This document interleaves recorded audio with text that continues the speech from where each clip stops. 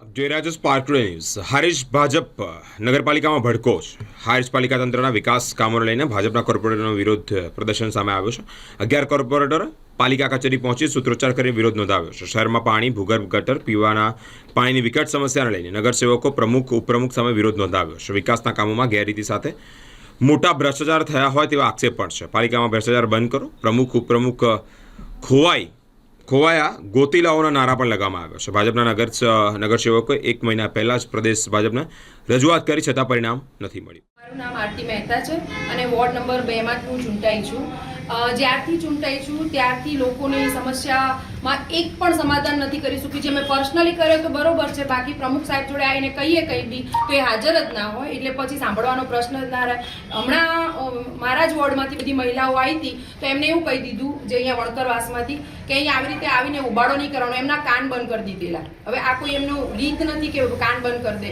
ઓલા લોકો એવી ચીમકી આલીને ગયા કે જો તમે આવી રીતે નહીં સાંભળો તો અમે તમારા ઉપર કેસ કરી દઈશું. તો બી એમને પ્રમુખ સાહેબને કોઈ ફરક પડતો નથી. બીજી વસ્તુ કે અહીંયા આપણે આ પાણીની ગટરની જે વાત છે એ ટેન્ડર એમને કઈ રીતે કર્યા, કઈ રીતે પાસ કર્યા, અમને કોઈને જાણમાં જ નથી લીધું. નહીંતર એમને સભ્યોને જાણમાં લઈ અથવા કોઈ પણ બનાવે છે કંઈ કોઈ પણ ટેન્ડર પાસ કરવું હોય કે કંઈ બી તો જાણ તો કરે ને. બધું એમને એમના રીતે જ કરે છે. અમને કશું લેતા જ નથી અમારે એમના જોડે હાજર રહેતા જ નથી ને. હાજર રહે તો લે ને એ લોકો પ્રમુખ. હા, એ મહેસાણા પ્રમુખ છે ને, મહેસાણા રહે છે, એટલે હાજર રહેવાની વાત જ નથી હોતી, એટલે સાંભળે જ નહીં આપણી કોઈ વસ્તુ. આપને આગલા સમયમાં સાંભળવા મળ્યા તો તમે શું કરવામાં આવશે?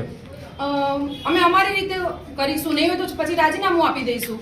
બરોબર, બધા અને મારી સાથે બધા જ સભ્યો છે કે જે રાજીનામું આપવા હાલ તૈયાર છે. બરોબર, એટલા માટે હવે આ ખરેખર કંઈક એક્શન લેવાવું જ જોઈએ. 5 માંથી કોર્પોરેટર છું. અમે કોર્પોરેટર પદે ચૂંટાણા પછી 10 મહિના થયા. આજ સુધી કોઈ પણ અમારી સમસ્યાનું નિવારણ આવતું નથી.